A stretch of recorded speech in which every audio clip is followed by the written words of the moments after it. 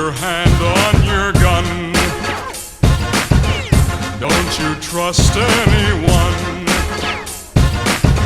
First in my scope is BAE Systems, specialise in killing people from a distance. Power is a drug and they feed the addiction. Immediate deletion of people's existence. Who says what isn't legitimate resistance? To push these buttons, you don't need a brave heart. State of the art darts leave more than your face scarred. This is for the colonizers, turn bomb providers. Take this beef all the way back to Oppenheimer. They call it warfare, but your wars aren't fair. If they were to be suicide bombers in arms fairs, a scam for the funds, they will mangle your son. If you try to speak out, they will stamp on your tongue. To your land they will come till you stand up as one is begun. Keep your hand on your gun.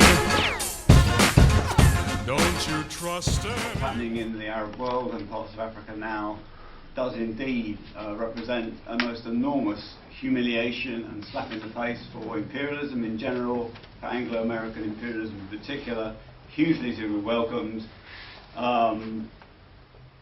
And what America is trying to get away with in Libya and threatens to be trying to get away with in Syria needs to be seen in the context of a damage limitation exercise. It's an attempt by imperialism to pull out of the anti-imperialist revolt that's sweeping the world now, to pull something to its advantage, something to limit the damage to imperialist prestige.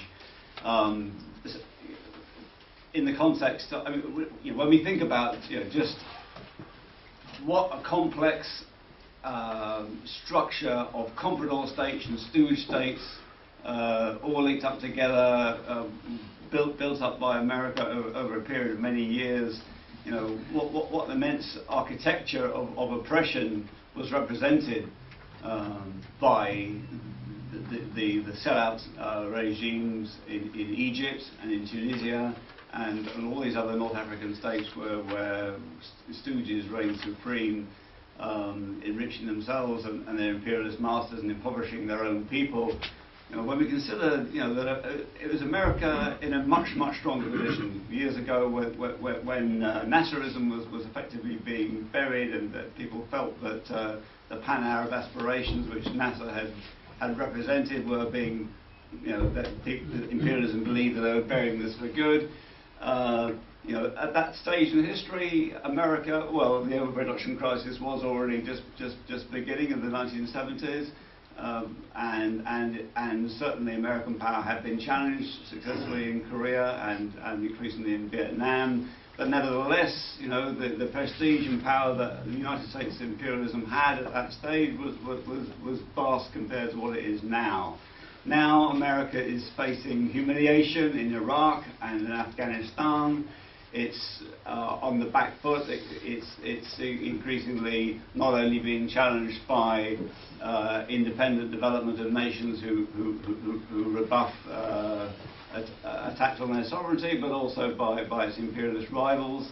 Now, for America to be picking up the threads at this stage and trying to rebuild this whole network of oppression is not a simple thing to do. It's not, it's not a question of saying, well, okay, we lost Mubarak, we'll have something else instead. It's not a question of saying we've lost Ben Ali, we'll have something else instead. And it certainly isn't a question of, well, we lost a permanent Zionist enclave in the heart of Arab territory, never mind, we'll think of something else. It's not quite so simple.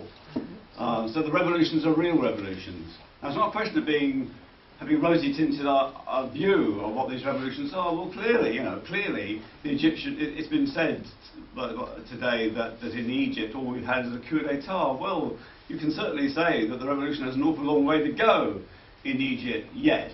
However, the point surely is this, is to recognise the difference between a popular anti-imperialist revolutionary development, whether it's in Egypt or Tunisia or wherever, and a pro-imperialist, reactionary, feudalist, monarchist,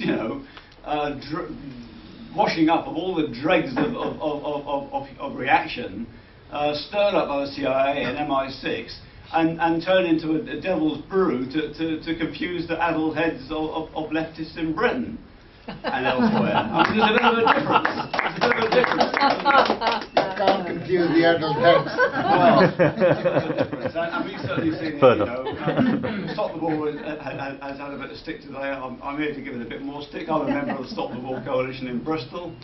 I've been supporting them for the last 10 years plus, going along, handing out their pamphlets and all the rest of it, trying to, collaborate where I can organisationally with a movement that claims to be against war and wanting to end imperialist wars. Well, good.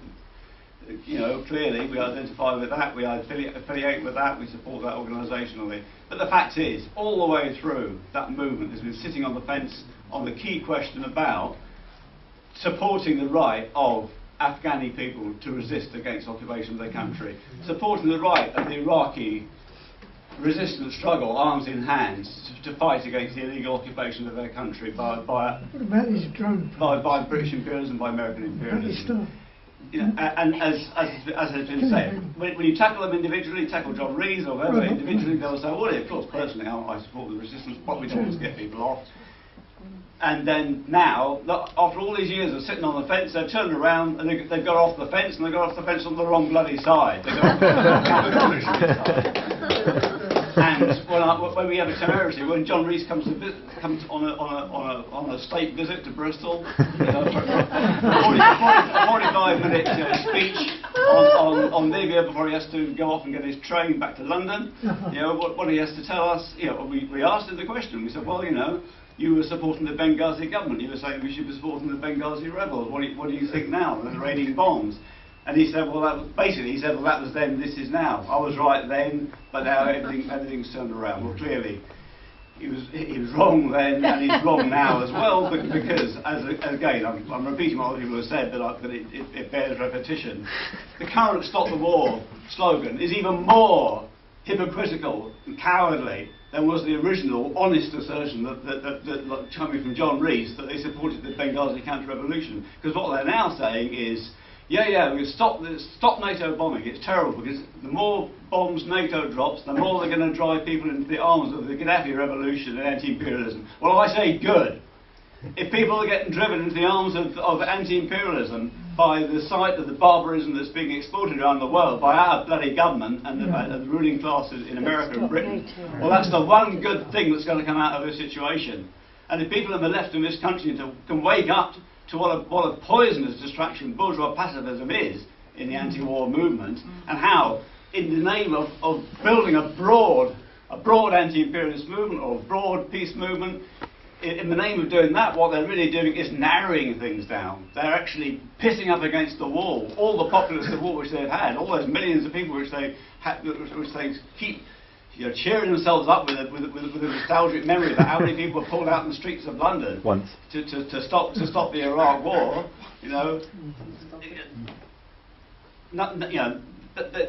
They cannot progress beyond that. They cannot progress beyond that nostalgia.